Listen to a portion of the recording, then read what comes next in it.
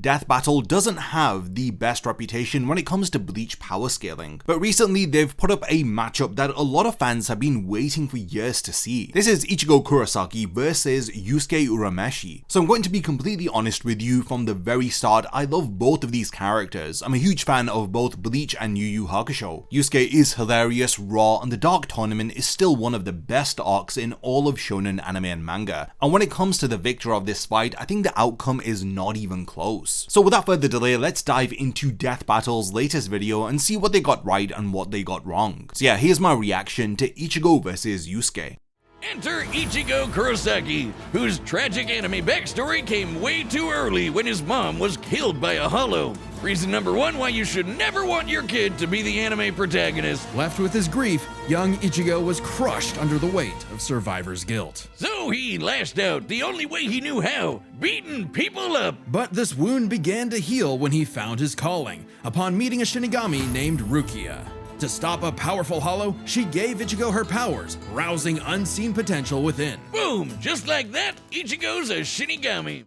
Hearing Ichigo's origins never gets old. I appreciate how Death Battle set this up with them touching upon the core of what makes Ichigo tick. Ichigo fights because of the people around him that need protecting, and that guilt from losing his mother which shapes every decision that he makes. Rukia sharing her powers with him was the moment that unlocked something that always was there, and that something is important for this matchup because Ichigo's heritage is absolutely insane. His father Isshin was a former captain of the Gotei 13 from the Shiba clan, one of the 5 great noble families. His spiritual pressure was so immense that even the remnants of it was strong enough to suppress Ichigo's inner hollow for years. During the battle against White in Everything But the Rain, Isshin was operating under the Gente Rain, the spiritual limiter that captains are affected by in the human world. Kubo confirmed this in question and answer 773 on his fan club. So during that entire fight, we see Isshin struggling against White. He's doing it at a fraction of his actual power. Despite this, he was going toe-to-toe with an experimental hollow that Aizen created specifically to be a nightmare. That's Ichigo's bloodline on his father's side. Then on his mother's side, we have Masaki, who was born as a pure-blooded Quincy. She came to Isshin's rescue during that fight, allowing White to bite her just so that she could shoot it point blank, as she defeated the hollow with a single attack.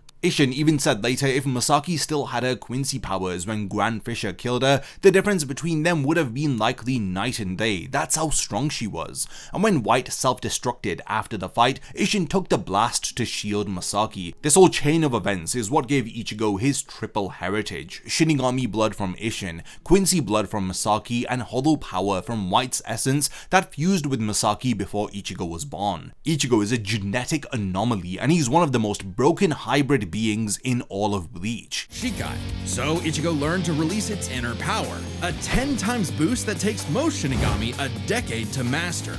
Bankai! In Bankai, his speed skyrocketed, letting him turn the tables on douchebag Byakuya. Even in Shikai, he blocked an attack that could destroy the whole frickin' Soul Society. Because Ichigo's greatest gift is his potential to improve. Death Battle did very well here, a 10 times power multiplier that most Shinigami take a decade to achieve. Ichigo did this in days. He was styling on captains with centuries of combat experience before he understood what his own sword was. Ichigo's growth rate is genuinely unmatched. I've covered this in a lot of my videos and it bears repeating here because it matters for the comparison with Yusuke. People love to say both characters have insane growth and leave it at that. Sure, Yusuke's growth is impressive as he worked his way up from a D-class nobody to an upper S-class demon in a few years, which is wild, but Ichigo went from a human teenager who could just see ghosts to someone who could challenge beings that threaten the entire Bleach cosmology. Both characters are in totally different leagues. Finally, Ichigo understood himself, fully unifying with both Zanpakuto spirits within. With that came a new Shikai and 2 new Zanpakuto. True Shikai! If you thought Ichigo was strong before, oh boy, he's the strongest Shinigami alive. Dead. Undead? Yeah. Stronger than Kanbachi, who could split the Dangai in half. Stronger than Senjumaru, who shook heaven and earth across the realms. And strong enough to match Yuhabak. This is where the matchup becomes overwhelming for Yusuke. True Shikai. For the first time in the entire series, Ichigo's full power is completely unrestricted. Old Man Zangetsu had been holding back Ichigo's true potential for the entire duration of the series because he didn't want Ichigo to fight and get hurt. So every feat that Ichigo pulled off before this very point, including his fight with Aizen, the Espada battles, Vasto Lord Ichigo tearing through Ukiura, all of this was him operating with a massive handicap on his own power reserves. And once that restriction is gone, he casually bodies multiple Stenritter, redirects their own attacks against them, and scales above powerhouses like Kinpachi, who is literally able to cut through space itself, as well as Senjumaru, who shook heaven and earth across all of the realms when she activated her Bankai. Death Battle correctly identified that Soul King absorbed Yhwach could nuke all 3 realms plus the Dangai and the Garganta.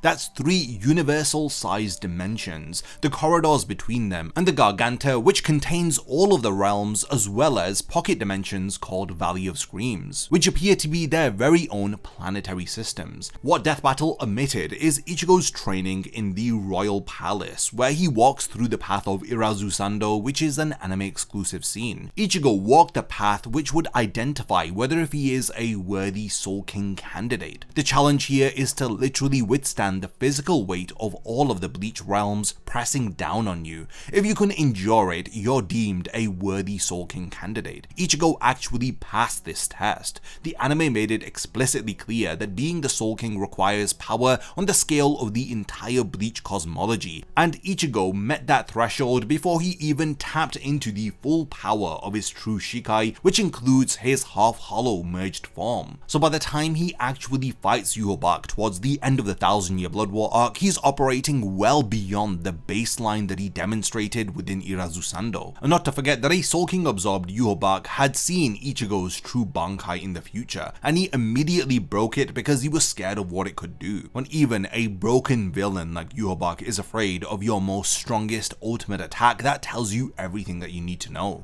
Most teenagers have no idea what they want to do with their life. However, that was hardly a problem for juvenile delinquent Yusuke Urameshi, because he only ever wanted to do one thing. Throw hands! It don't matter who the ops are, be they women, old folk, or babies, Yusuke lived to fight. It's what gave life meaning. Which is why it was so surprising when one day he threw himself in front of a speeding car to save a child, bringing that reckless life to a screeching halt.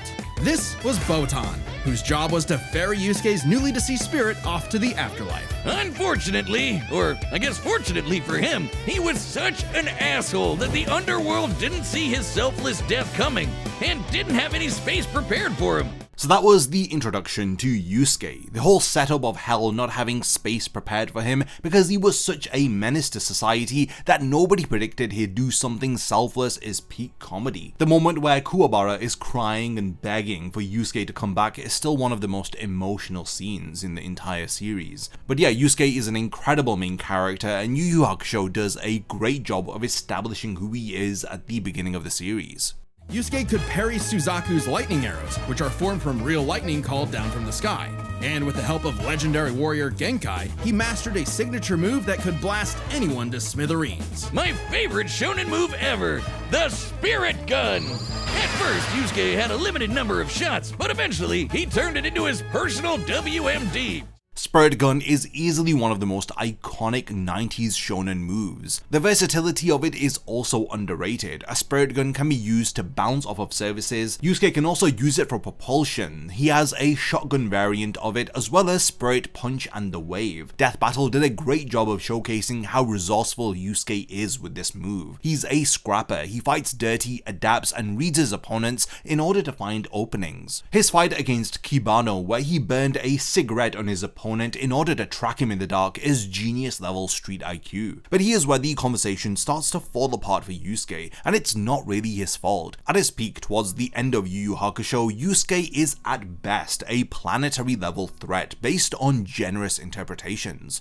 Genkai outright states that he could destroy the planet if he wanted to. Sensui, while heavily suppressed, was shaking the entire cave system that they fought in, and it was stated to be a danger to the whole world. Yusuke surpassed that by a massive margin after his Mazoku awakening and training in the demon world. His clash against Yomi split the heavens and decimated the Yoken tree. Death Battle measured that at about 4 quadrillion megatons of TNT, which is absolutely crazy for Yu Yu Hakusho's power ceiling. Here's something worth noting: Death Battle was actually being generous with Yusuke's scaling in this episode. A lot of power scalers tier end of series Yusuke at around moon level in striking strength, and when it comes to speed, most calculations put him somewhere between Mach 25 and Mach 102. Some have even called his speed garbage relative to his attack power. The 57% light speed number Death Battle used comes from the Yomi clash being calculated as an upward eruption, but that's already pushing it. So when people complain that Death Battle undersold Yusuke, they actually gave him a significantly higher speed than most people would agree upon. The problem is that Ichigo's flaw during the 1000-year Blood War arc is already above Yusuke's ceiling. Mid-series Ichigo was shaking Hueco Mundo and tearing his way through planetary level opponents with ease. By the end of the series, he's fighting someone who can casually annihilate multiple universal scale realms at the same time. You're comparing a planetary threat in Yusuke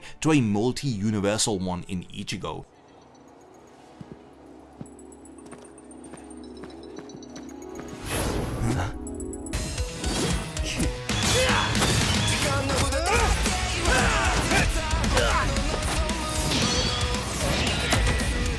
There it goes! Getsuga Tensho!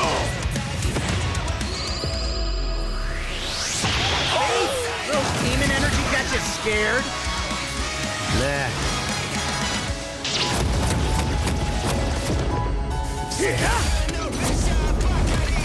Getsuga Yujisho! 2 at once? Damn, why didn't I think of that?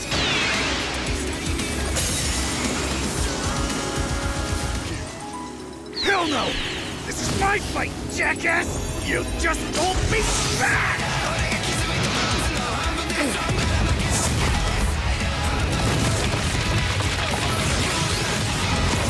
Rude awakening? This one's a piece of work. Need a hand, partner? Let's do it.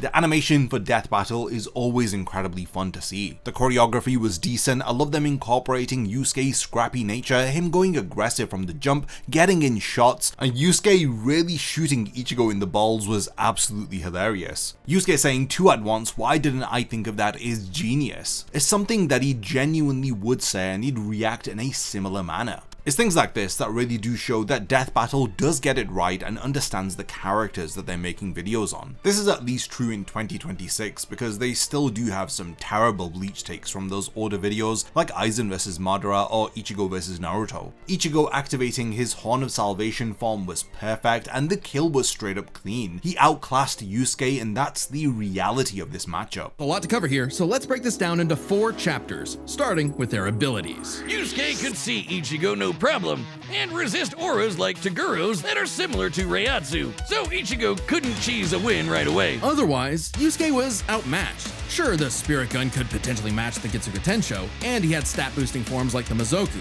Ichigo, however, had more varied powers, a better healing factor, greater stamina given his months of Dangai training. So Death Battle then begins their breakdown. First going over abilities, they correctly noted that Yusuke could see Ichigo and resist spiritual pressure auras similar to Reiatsu, comparing Toguro's soul-crushing aura to Ichigo's Reiatsu. That means Ichigo can't just stun lock him with spiritual pressure and call it a day, but beyond that, Ichigo just has more tools than Yusuke, more forms and more techniques, and he has better healing, more stamina from his months of Dangai training, fighting Zangetsu non-stop, multiple Zanpakuto, Quincy abilities like Blutvein for defense. His arsenal is stacked on a level that Yusuke simply cannot match. Speed was a fairly easy call.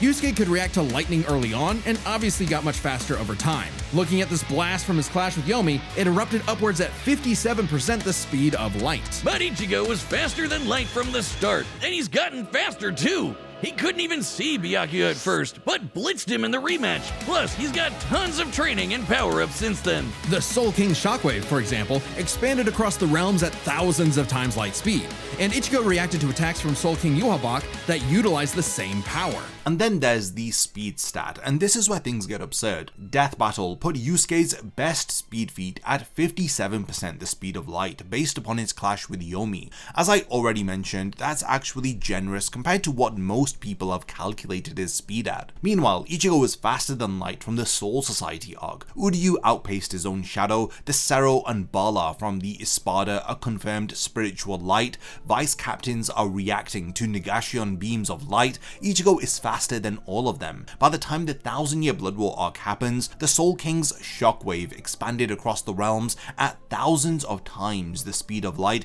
and Ichigo is reacting to attacks from Soul King absorbed Yuhabak, who wields that same power. Here's what Death Battle undersold. Ichigo's Horn of Salvation form gives him minimum another 10 times speed multiplier, and on top of that, his Horn of Salvation form is fast enough to blitz Orihime's reaction speed, and Orihime has better reaction feats than Ichigo himself at certain points in the series, as demonstrated where she summons a shield in order to help him, like when she reacted to Ukiyora's fastest attacks when Ichigo couldn't. So when Ichigo outspeeds Orihime in that Horn of Salvation form, the gap over Yusuke becomes incomprehensible. Even if you hand Yusuke that generous 57% light speed from Death Battle, Ichigo is operating at thousands of times light speed. This differential is so significant that it makes any tactic functionally irrelevant. This is kinda both their things. Ichigo has styled on guys with centuries of training and has over a decade of experience as a Shinigami. He's pretty good at figuring out new weapons and styles. Meanwhile, Yusuke was flexible and quick to adapt, mixing cleverness with exceptional hand-to-hand. He's good enough to match Kabano, who mastered every martial art. And this is where I have the biggest issue with Death Battle's analysis. They called combat adaptability a draw. They said both characters were good at adapting mid-fight. Ichigo against centuries-old swordmasters,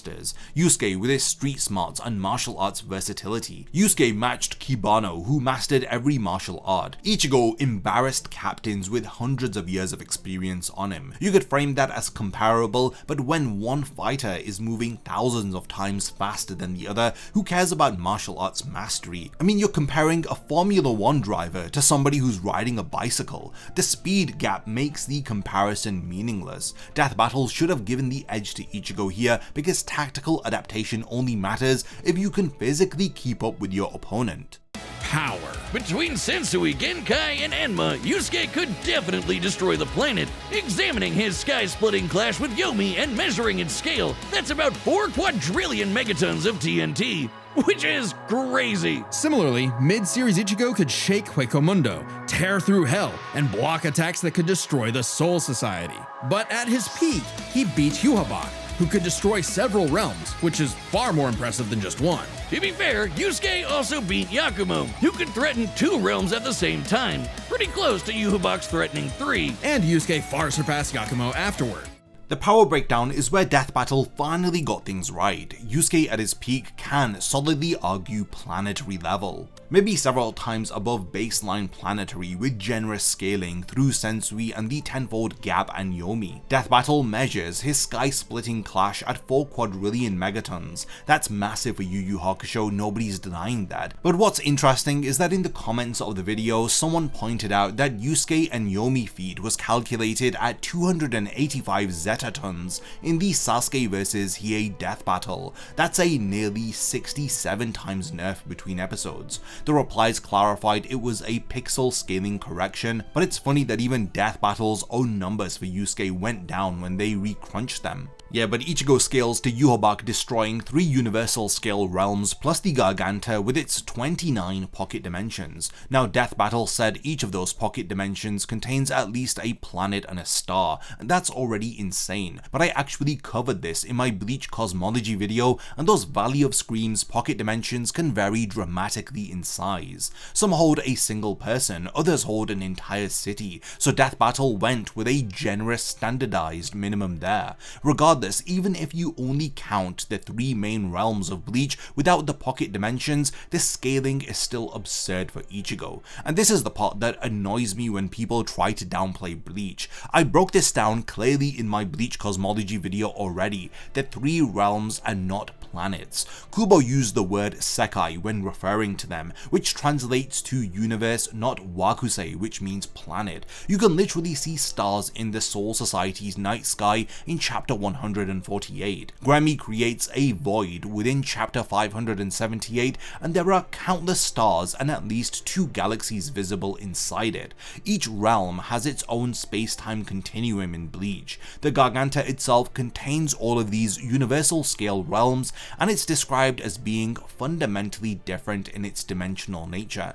meaning that it logically extends beyond the boundaries of each of the realms. It's no secret that Death Battle is being way too conservative when it comes to Bleach, and this isn't the first time that they've done this. Ichigo scaling to the Garganta destruction makes him complex multiversal, which is infinitely greater than low multiversal. Even if you take into consideration the most conservative of estimates for Ichigo and the most generous of estimations for Yusuke, the gap between them is enormous. Death Battle also mentioned Yusuke beating Yakumo, who threatened 2 realms. I want to address this because I've seen people use it as a counter argument. That's from the Poltergeist Report movie. It's essentially non-canon material, and even accepting it at face value, Yusuke surpassing a 2-realm threat doesn't close the gap against someone scaling to 3 universal realms plus the Garganta plus its pocket dimensions. A lot of the discussions about this video have been people talking about how Ichigo beat Yusuke here but lost to Naruto in a previous Death Battle video. That Ichigo vs Naruto video is so outdated, it was made years ago, and it definitely needs an update. During the time that video was made, people were so bad at scaling Bleach, and even fundamental details about the cosmology of Bleach were not properly understood by everybody. Since then, fans have revisited the series and scaled properly using the manga, the light novels, and Kubo's Club Outside question and answer confirmations. And wouldn't you believe it, fans were right all along. Bleach is multi-solar system level or universal and above, while a lot of Naruto characters are planetary at best. If you were to do a Ichigo versus Naruto fight in this day and age, things would be totally different. Death Battle even acknowledged this by how much more seriously they scaled Ichigo in the Ichigo vs Yusuke episode compared to the older episodes.